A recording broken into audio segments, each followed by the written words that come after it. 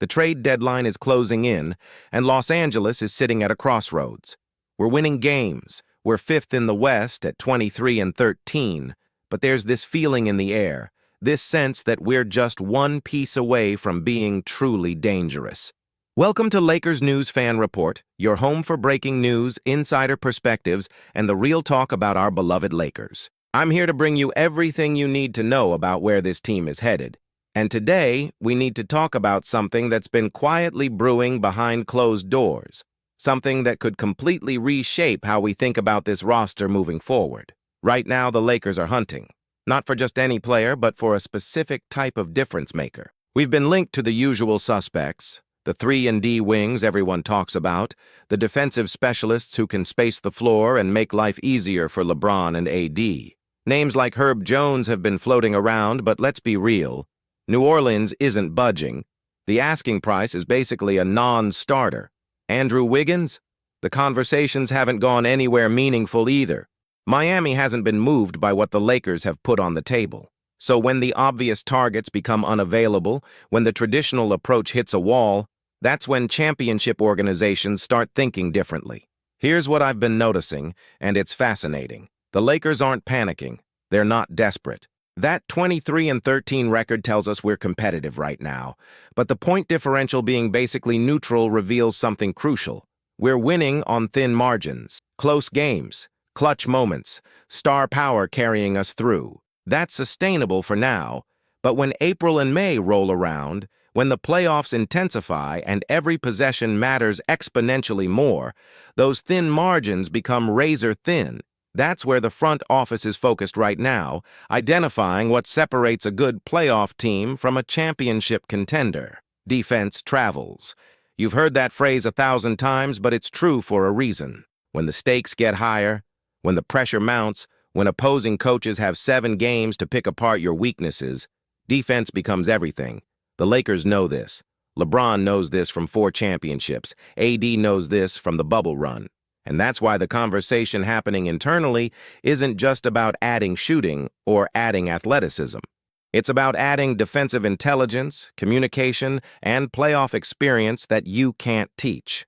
Think about what happens in the biggest moments. Fourth quarter of a tied playoff game. The other team runs a complex action, multiple screens, misdirection, counters to your initial coverage. Who's making the calls? Who's organizing 5 guys in real time? Who's preventing the defensive breakdown before it happens? Right now, that burden falls heavily on LeBron, and at this stage of his career, asking him to be the defensive quarterback every single night while also carrying offensive responsibilities is asking for too much. We need someone who can take that load off, someone who lives and breathes defensive orchestration. Now, I want you to think about the Lakers' current roster construction.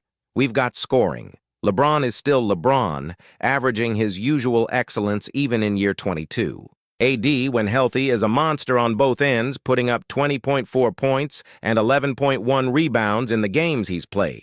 We've got shooting with guys like Rui Hachimura, who's been absolutely lights out from 3 this season, hitting 44.5% from deep while averaging 12.7 points. We've got young energy with Dalton Knecht, a rookie who shows flashes at 5.2 points per game in limited minutes. We've got athleticism with Jackson Hayes, who's been incredibly efficient at 76.2% from the field, averaging 6.2 points in his role. On paper, this looks like a solid 8 or 9-man rotation. But there's something missing, something intangible that separates good teams from great ones. The Western Conference is absolutely brutal this year. Oklahoma City looks legitimate with their young core hitting their stride. Denver still has the 2-time MVP and championship pedigree. The Clippers are figuring things out with their new roster construction. Minnesota's defense is suffocating with Gobert anchoring everything. Phoenix has 3 superstars when healthy. Every single playoff game is going to be a war. You can't just outscore people anymore. You need to be able to get stops when it matters, to force tough shots, to make the other team uncomfortable. And here's the reality. The Lakers have the defensive talent, but do we have the defensive cohesion? Do we have the voice that makes everyone better? Let me paint a picture for you. Imagine a scenario where LeBron doesn't have to scream defensive assignments every possession. Imagine AD being able to focus purely on protecting the rim and not worrying about whether the weak side rotation is happening correctly. Imagine a system where younger players know exactly where to be because someone with 15 years of playoff experience is directing traffic. That level of defensive organization, that's the invisible stat that doesn't show up in the box score but wins championships. The difference between a defense that's ranked 10th and one that's ranked 3rd often isn't talent. It's communication and coordination. Here's where it gets interesting. The Lakers have been exploring multiple avenues. Traditional 3-and-D wings? Yes, they've made inquiries.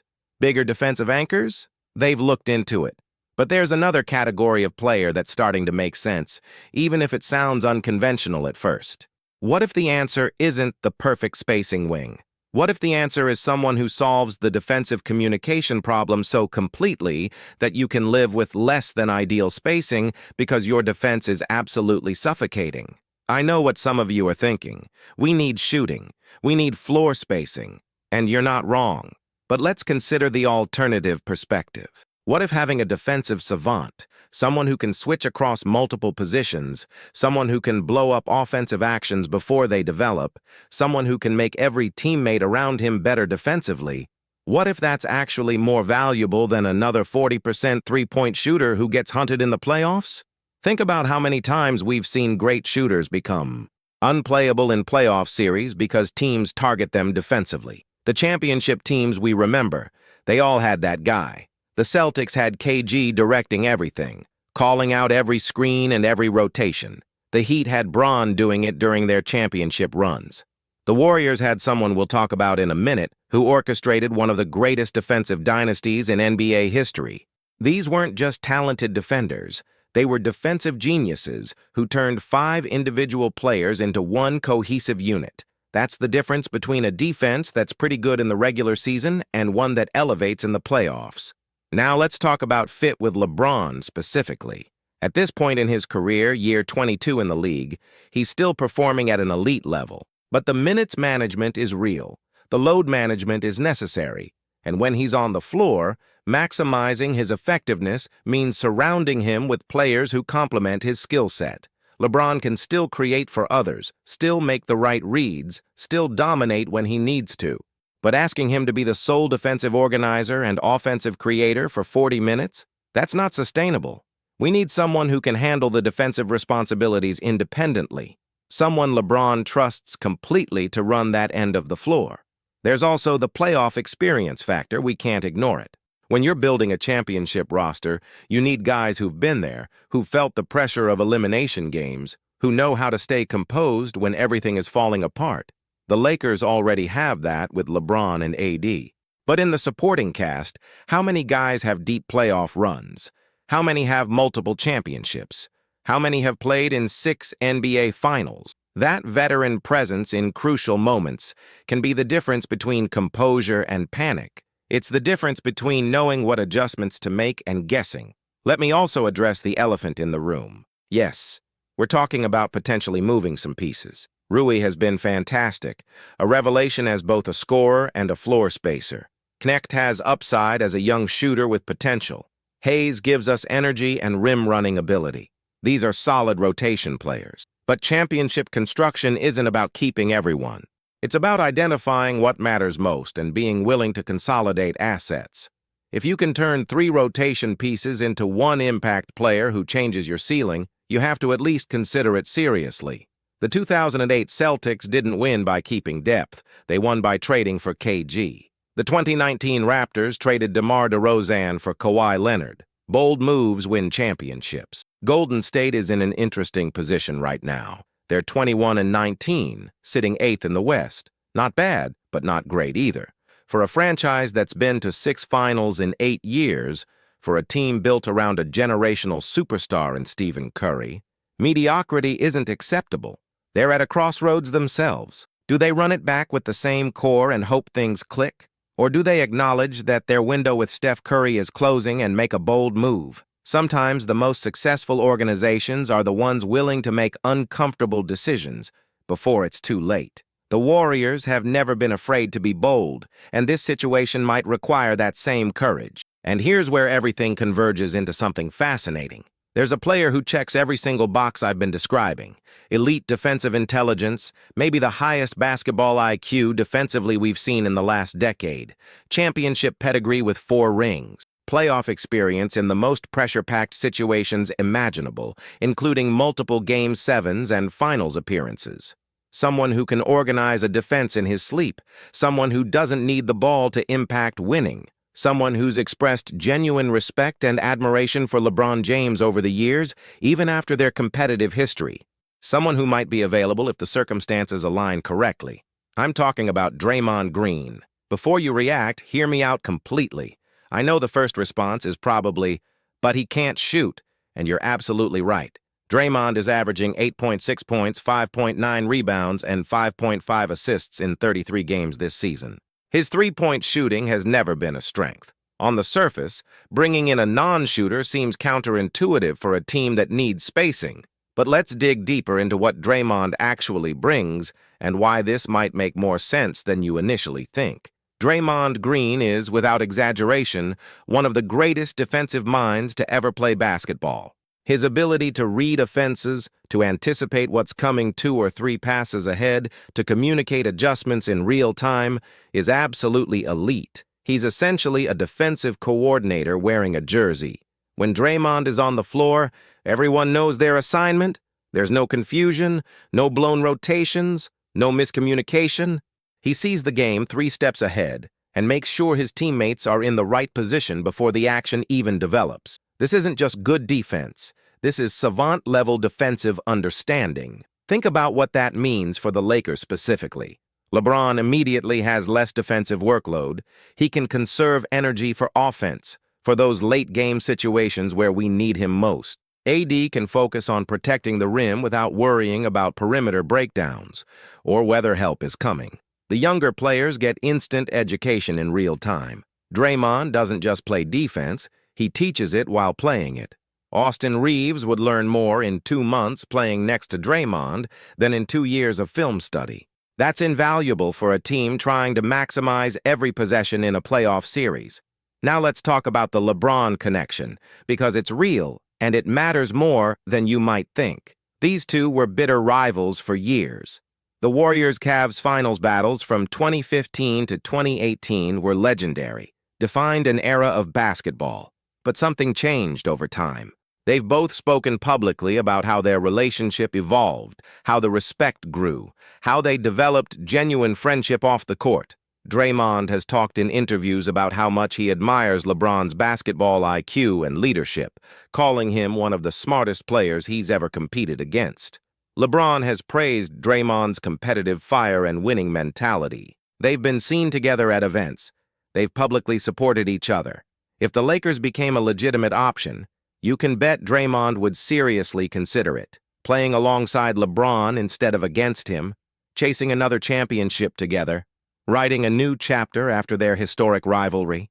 That narrative has serious appeal for both of them. From a tactical standpoint, Draymond fits what the Lakers need beautifully. He can play the 5 in small ball lineups, which is crucial in today's switch-heavy NBA. He can guard centers in the post. He can switch on to guards on the perimeter. His versatility is unmatched. He can be the short-roll playmaker in pick-and-roll actions, something the Lakers desperately need. When LeBron drives and kicks, Draymond at the elbow making the next read is devastating. He doesn't need touches to be effective. His value comes from making everyone else better, from organizing chaos into structure. And in the playoffs, when the game slows down and half-court execution matters most, having someone who can make the right read consistently is championship-level valuable. Let's address the spacing concern head-on, because it's legitimate. Yes, Draymond's shooting makes the floor more congested. Defenses can sag off him, pack the paint, make driving lanes tighter. But here's the counter-argument, and it's important. The Lakers already have shooting with Rui, with Austin Reeves when healthy, with other perimeter threats. What they don't have is someone who can orchestrate a defense that completely takes away what the opponent wants to do. The 2004 Pistons won a championship without elite offensive spacing because their defense was historically great. The 2008 Celtics did the same thing. Defense wins championships when it's elite enough, even if the offense isn't perfectly spaced. You can scheme around spacing issues, but you can't scheme elite defensive communication into existence. There's also the playmaking dimension that people overlook. Draymond isn't a scorer, but he's averaging 5.5 assists. That's significant for a front-court player. He can operate in the high post, facilitate from the elbows, make the extra pass that leads to open threes. The Lakers' offense sometimes stagnates when LeBron sits.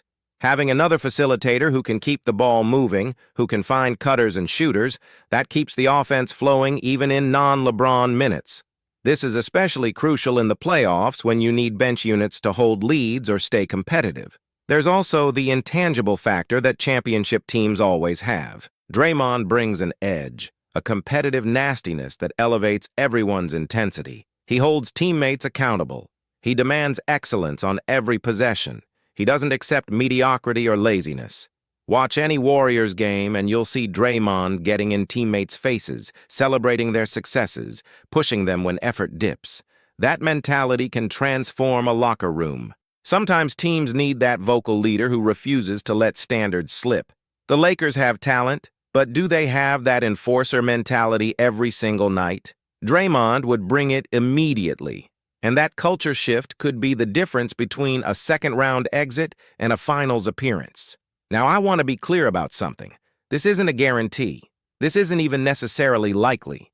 Moving Draymond would be emotionally difficult for Golden State. He's a Warriors icon, a cornerstone of their dynasty, beloved in the Bay Area.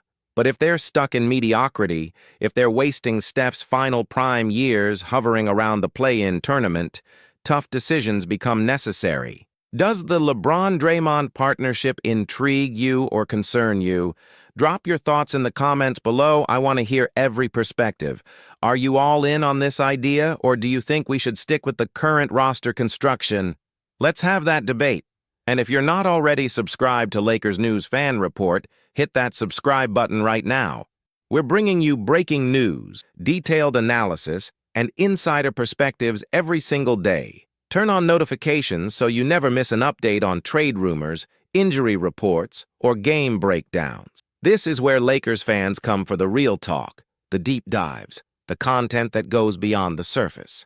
Join our community, let's grow this thing together, and let's follow this team all the way to Banner 18. The trade deadline is approaching fast, and things are about to get very interesting in Los Angeles.